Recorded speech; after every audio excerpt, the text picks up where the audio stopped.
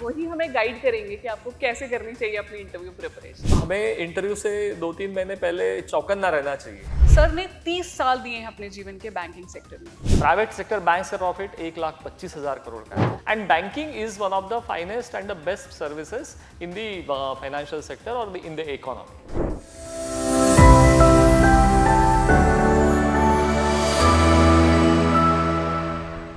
India में हर साल लाखों लोग ग्रेजुएट होते हैं और इसमें से एक बहुत बड़ी संख्या में बच्चे ऐसे हैं जो बैंकिंग सेक्टर में जॉब लेना चाहते हैं।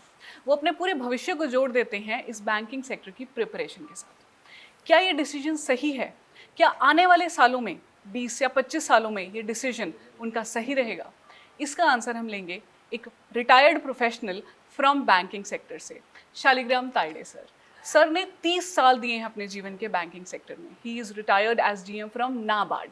तो जानते हैं सर से इस सवाल का आंसर। वाह, it's a very related question, क्योंकि इतने सारे बच्चों का भविष्य इसके साथ में जुड़ा हुआ है और मैं इसका आंसर तो अफर्मेटिव में ही दूंगा, क्योंकि being from the banking side I will say that ये डिसीजन इसलिए सही है कि जब इकोनॉमी ग्रो करती है तो एग्रीकल्चर से मैन्युफैक्चरिंग में जाती है और मैन्युफैक्चरिंग से इकोनॉमी फर्दर ग्रो करती है, डेवलप्ड कंट्रीज की जैसे हुई है, तो then it goes towards the services sector and banking is one of the finest and the best services in the financial sector or in the economy.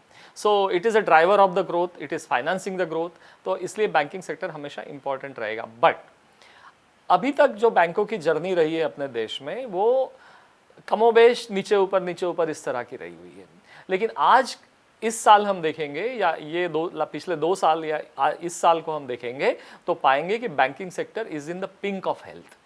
Public sector banks का profit इस साल 2023 में सबकी यदि टोटल लगाई जाए तो करीब करीब 1 लाख करोड़ का है।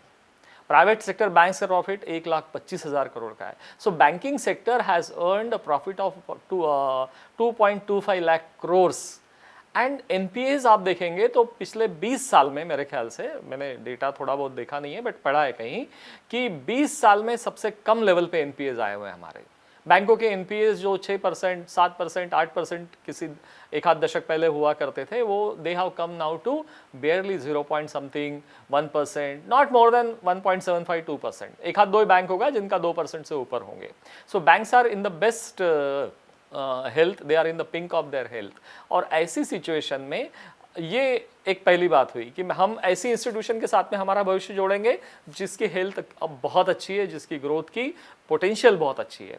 और दूसरा हमारे लिए ये इम्पॉर्टेंट है कि जो बैंकिंग सेक्टर है हमारा, बैंकिंग सेक्टर की वजह से इकोनॉमी ग्रो करेगी और इंडिया की economy is now poised for growth. So that thing will obviously भी हमारे लिए रहेगा important. So this is the one thing. एक और चीज़ मैं कहना चाहूँगा कि why foreigners know put their faith in the banking sector. जो हम निफ्टी में या बीएसई में जो बैंकों के शेयर्स या बैंकों में जो इन्वेस्टमेंट आता है, एफपीआई आता है, या बैंकों में जो फॉरेन डायरेक्ट इन्वेस्टमेंट आता है, तो उसमें why they prefer to invest in the banking sector, because banking is the one of the finest regulated sector in this country. आपके पास में टॉप क्लास रेगुलेटर्स है इस इंडस्ट्री के। आपके पास में एक तरफ रिजर्व बैंक है, आपके पास में दूसरी तरफ सेबी है और आपके पास में तीसरी तरफ department of financial services, ministry of finance, government of India है।